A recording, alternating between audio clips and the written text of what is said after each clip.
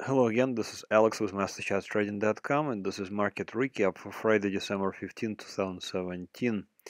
So pretty much similar as before, we'll look at stocks. The bulls are firmly in control.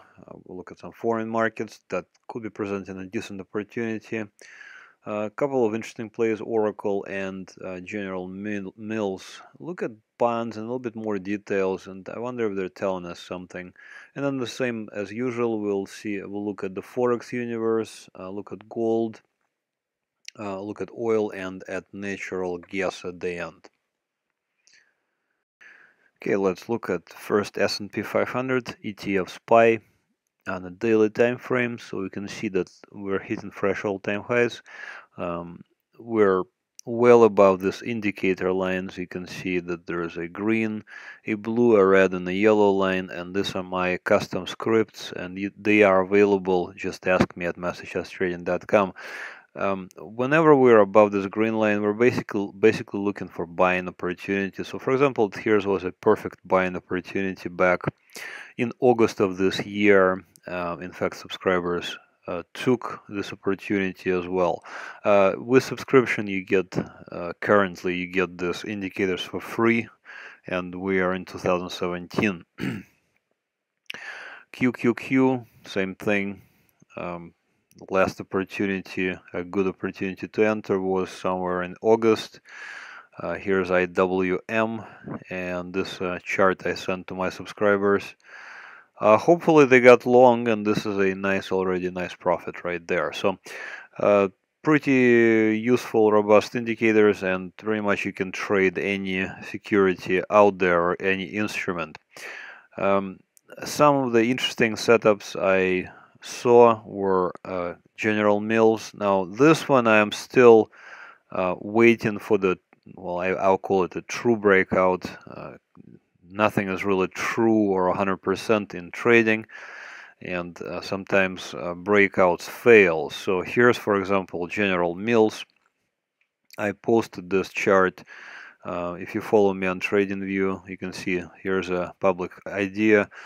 It says shorted the, well, it used to be a different color line. It used to be teal, but now it's red. But the point of the matter is, you know, up to this point, for example, for General Mills on the November of this year, I would think, oh, okay, yeah, we're still in a downtrend, so we probably should be either avoiding stocks or shorting them. But in general, I'm not a big fan of shorting stocks during the bull market, and we are clearly in a bull market because we're at fresh all-time highs. So here's General Mills. What I'm waiting for is a breakout, and I'm waiting for a breakout above previous resistance, which is currently, in my opinion, at around 58.45. Once we see a close above it, quite often, but not always, we see a relatively strong move higher. For example, here's Twitter. Here's my position. And pretty much this is what happened. Here's the breakout. It's marked by a green arrow on the 12th of October right here. How do I know it's a breakout? It's simply a close below, above this blue resistance line. So currently, at that point, I thought, okay, so now we're in the uptrend, we should be buying. Now, I personally got long right there on the 4th of December, and already sold half of my position. I'm still riding the rest. So it's pretty robust system. We can just look for buying opportunities. So there are two ways to do this. For example, here's Oracle. In general, there are two ways to play the stock market. You could play breakouts, or you can also play continuation. So here's Oracle, and this is a continuation play because we clearly see Oracle being in an uptrend. And what are we doing? We're simply buying them, buying it at the blue line or even at the green line for a continuation higher. So currently, again, these indicators are available for you. All you have to do is ask me, and I can share them with you. So here's, for example, the way I would be trading Oracle currently. I would be entering possibly at the blue line, or maybe even see how today we had this big drop, big gap down, and it got stopped exactly at the blue line. See, there was a big spike through it. So um, it's a good resistance and support indicators, and basically you are buying and selling them quickly. So that's what we've been doing. So this is a continuation play, and previous one, for example, here's General Mills. This could be a breakout play. So here is a couple of recent positions that I have. Here's XLP. Again, the stock market is bullish, so we're only looking for buying opportunities. Recently, I entered myself here, XLP at 53.91. I put my stop, I should have put my stop even further out around the yellow line, put my stop a little tight, so it's one of those situations where I had to break my own rules basically, and it went below my stop, and I'm like, I don't know about this. So I wasn't sure if this was a convincing close, so I kind of broke my own rules here, and I said, okay, I'll hold on a couple more days extra, and I was rewarded with a big rally, so it's, you know, pretty rewarding. Occasionally you get this kind of rallies. Here's another interesting possibility, some emerging markets, EM, and I think I sent out this, I think actually here is I posted this idea, emerging markets, a long opportunity, and this is a public idea. So basically the same thing, we're looking for, you know, an uptrending stock, and this is clearly an uptrending stock, and we're just looking for buying opportunities at one of the lines, the green or the blue line. So again, very easy to use, and you can set your stops at one of the lines. So overall, stock market obviously is bullish. Why do I know it's bullish? Because it is continuously making fresh highs. And there is no obvious, or even there is no support breaks. Like for example, if we saw at the very least close, you know, below the green line, maybe even a close below the blue line, we would start worrying, are we going to get to this red line, which is currently at 239? And you know, that would be like, okay, maybe we're reversing into a bear market. But truly, I think the biggest thing would be for this S&P 500, this chart right here, which is probably the most important chart, for the stock market to close currently below 230. So it's a pretty sizable drop, and actually we could measure how much of a drop that would be. So that will be around 14% drop, and at that point I would say, okay, you know, it sounds like the stock market is no longer going to be moving higher. I think we should be looking to exit. But notice that it's really not even remotely close to this picture. So again, don't try to find the top. Especially the beginners, they're reading about all of the stories where they heard some big trader said that, you know, there's this top that's definitely coming, and they're going to short it together with that big trader. And you know, in a bullish security, we cannot. It's really difficult to find the top. It's relatively easy to find the bottom. So, for example, here's QQQ, and all we have to do is simply look for buying opportunities. So, on this chart, those opportunities are pretty obvious. So here's one in December 2016, another nice opportunity in June of this year, another opportunity in August of this year. So this is all buying opportunities. These are not, you know, not shorting opportunities. And even though we're currently at fresh all-time highs, does not mean that we're ready to roll over and continue lower. In fact, quite the opposite is true. I think since we are making fresh all-time highs, it would make more sense to bet on the continuation of this trend. All right, let's move on to bonds. Of course, the Federal Reserve has increased the rate this December 14th, yesterday actually, by 25 basis points. So now we're between 125 and 1.5. Now, normally when the rates go up, the bond prices go down. This did not occur for example, here's TYX. Notice that actually the interest rates fell, and here's another. I just published this idea. I hope it got published because it crashed on me, I think. No, it looks like it did get published. Okay, so long interest rates fall after Federal Reserve hikes rates. Is TLT urgent caution? So what does this even mean? So let's go over this a little bit. So this is a treasury yield, and you know that yields and bond prices, they move opposite to one another.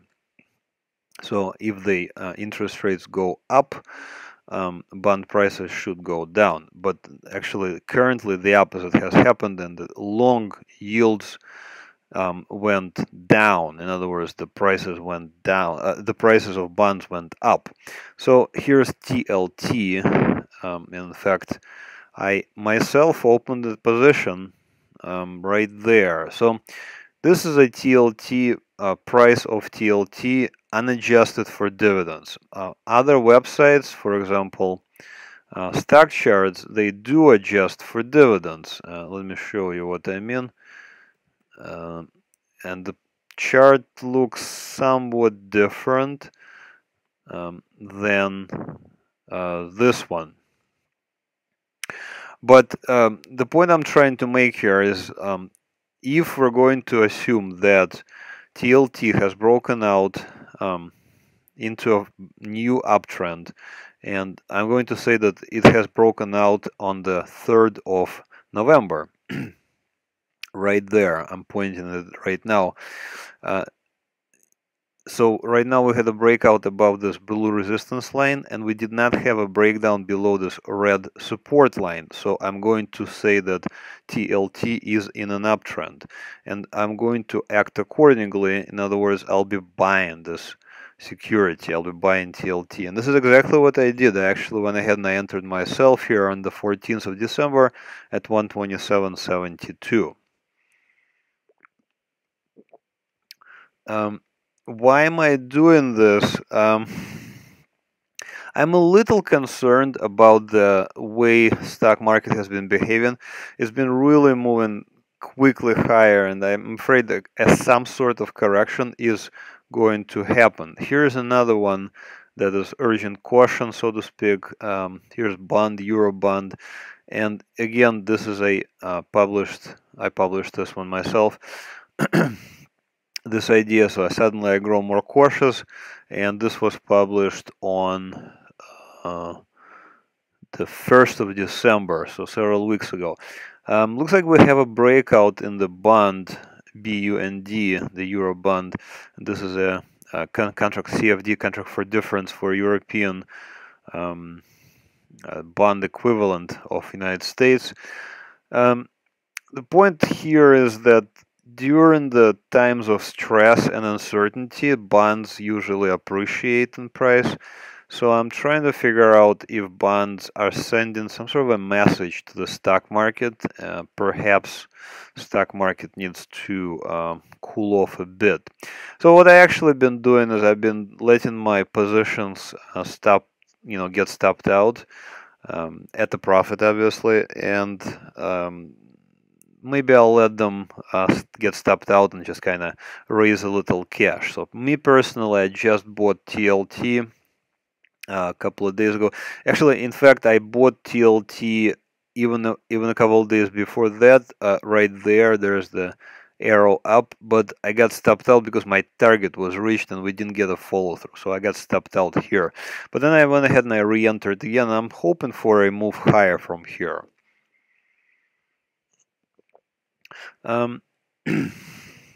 Occasionally, bonds and stocks do move together, but the correlations are not very clear. So perhaps what we're seeing is a little bit of flight to safety. Here's junk bonds, JNK, again unadjusted chart. Notice very narrow trading range of late. Notice how this price is retesting this red line. We kind of came down to it already twice, spiked through it. So um, if we get a close below this red line, I fear we could see a relatively strong and also relatively fast sell-off in risk assets, and those risk assets obviously include stocks. So TLT, a little bit of insurance. Basically, I'm buying a little bit of insurance for myself. Will anything happen? Maybe nothing will happen. You know. So TLT, basically, I think we have resolved bullish for TLT. Yeah, it does look like we're going to see a bullish resolution, and this may be a cup and handle, and we could easily see a move to resistance, like 132.5 here, easily. Let's move on to the Forex universe. Here's DXY, the United States dollar index on a daily time frame. So I think this is a bearish security because we have a big move lower, a bounce, continuation of a bounce, another big move lower. I would have probably been okay shorting here at the yellow line. Probably ideal place would be, of course, at the highs here, but also hard to catch sometimes. I have a bearish bias, so I would be shorting this stock if I was trading it. Now, what to watch for? Obviously, a breakout above 95.81 would be a positive sign for the dollar bulls, but I think a bigger breakout would be around 99, and that would be for sure, well, very likely to be a bullish breakout. I think we're still in a decent place to short. I would be shorting pretty much, well, depending on price action, but if we see a very strong close above the red line here, then I would be kind of cautious. But we'll have to, it's hard to predict the future, obviously. But for now, I would be, shorting this security. Here is a weekly time frame for DXY. So notice there's the breakdown below the red line and a strong move lower. Those are sometimes really sweet breakouts, breakdowns. Sometimes they don't work. For example, here's actually it did work. So you can, well, you got a breakout, but then you got a breakdown. So it's a whipsaw. Here's a whipsaw. Sometimes they work, sometimes they don't. It's also a little bit of a skill. Here's Euro versus US dollar. Euro versus US dollar, I think, is bullish. I would be buying it. I would be buying Euro with US dollars. Basically now, or even if we see any further drops. Same thing goes for British pound versus US dollar. We're trying to actually published a couple of ideas here. We're trying to bottom here, and I think British pound wants to go higher from here. And the US dollar versus Japanese yen, I think it's also is going to resolve in favor of the Japanese yen because of this breakdown here on the 22nd of November. So looks like the dollar is under pressure from multiple directions. Here is a trade. I actually did this trade, and unfortunately I couldn't get into my brokerage to show my actual executions because they have some sort of a something going on with the maintenance. But you can see that this is a US dollar versus the Swiss franc on a 1 minute time frame using the same indicators. I didn't change anything. So here's what I was, why I did this trade basically. So US dollar versus Swiss franc, so you can see the price is kind of moving higher, and I'm expecting maybe we'll see a breakout above this blue line. So I was really ready to just buy it on a like a buy stop above the blue line. It never came, and then I'm like, this is not right. It hasn't broken out, so I'm gonna short it, and I shorted it immediately right there on this candle, and it just sometimes it just goes in your favor almost immediately. And I had a very nice run here. Exited basically at the bottom. It continued lower a little bit, but the market is, it was Friday, so it's, I didn't want to really tempt luck, but it did continue lower for a little while afterwards. So again, nice indicators in the sense of they're easy to use and pretty obvious sometimes how to use them. Contact me again at MasterChartsTrading.com and I can hook you up, or if you are on TradingView, I can hook you up too. Just send me a private message. All right, let's move at gold. Here is gold futures on a daily time frame. A little bit indecisive, a little bit choppy chart. So I thought we're bottomed out here. I thought initially we bottomed out at the green line. Obviously, that didn't happen. Then I thought we bottomed out here at the blue line. And actually, you had a nice trade right there in October. I had another. I think I myself entered here, but a very small profit. I went ahead and I closed at just slightly above cost. And then because I didn't like this action here, and it just collapsed here. I was out of the trade. Now I went ahead and I re-entered. Now re-entered GDX. And here is GDX. I went ahead and I opened at 2174 here. So like right there. Because I was looking, I even on the 12th of this month, so December 2017, I was looking at this hammer-like candlestick. It's kind of hard to see, but let me zoom in. This thing right here, it kind of looks like a hammer, and it look at this exactly at the red line.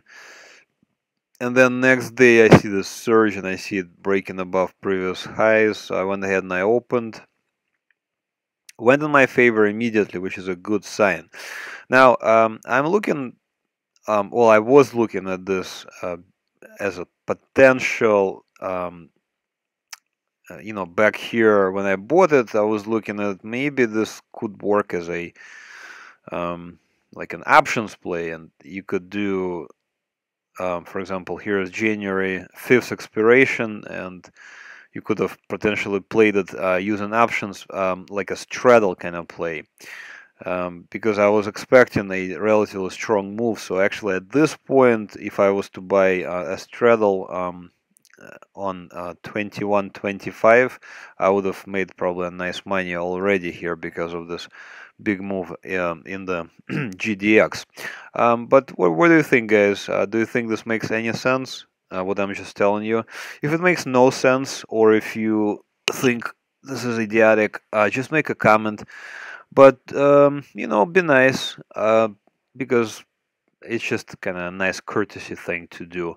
If you have some good opinions, good charts, please post them below on YouTube or on stock charts or stock tweets. Pretty much anywhere I'm active. All right, let's continue to the hard commodities. Let's start with actually oils. Excuse me, got a little bit of a cough. Sorry. Okay, so first of all, there are 4 lines on this chart. These lines are calculated using my custom scripts, and you can get those at MasterChartsTrading.com. Or if you're on TradingView, just send me a private message. And I am at MasterCharts Trading. So how do we interpret this chart? So here is light crude oil futures. Basically, actually, now that I'm looking at this chart more clearly, so to speak, in the rearview mirror, I would have said I should say that here in July is probably where I should have become more interested in buying oil. because of this breakout, and then I would have been potentially just buying it here for a hope for a move higher.